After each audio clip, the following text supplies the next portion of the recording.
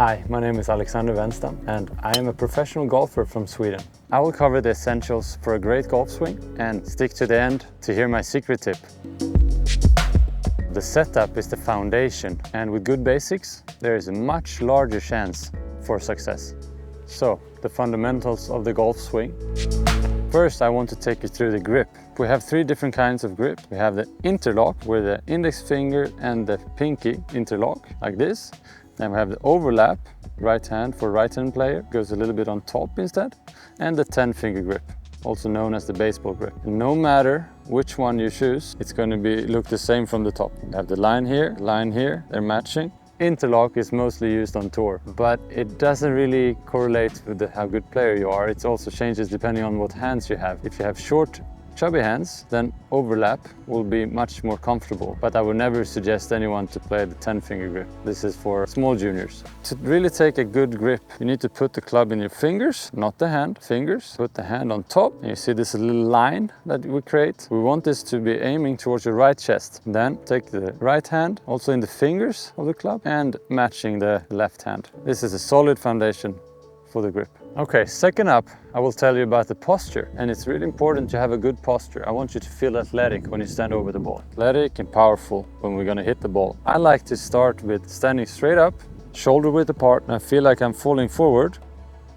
I'm bending my knees a little bit, so I get a very good base, solid base. I would feel like I'm not falling over, okay? So I feel like almost like I would do a deadlift. Then from here, I just feel like my arms are hanging straight down. And take the grip we talked about earlier. And I get this powerful athletic position that we all like.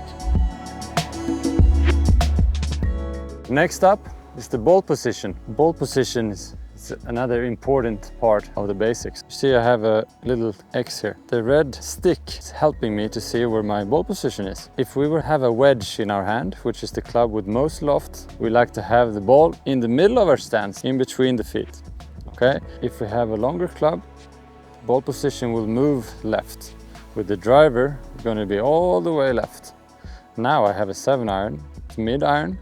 I will keep it left of middle, about a ball or so. That's how I figure out my ball position. So I have my grip that we talked about, have my posture, falling forward, balanced, and now I have a good ball position. So next up we have the balance. So we want to have balance in our swing. You can hit it hard, but I don't want you to hit it harder than you can balance when you're done. If you swing and you fall, that's probably not the best balance. Swing and keep your balance, fantastic, okay? Same with the setup. We want to have a nice balanced setup.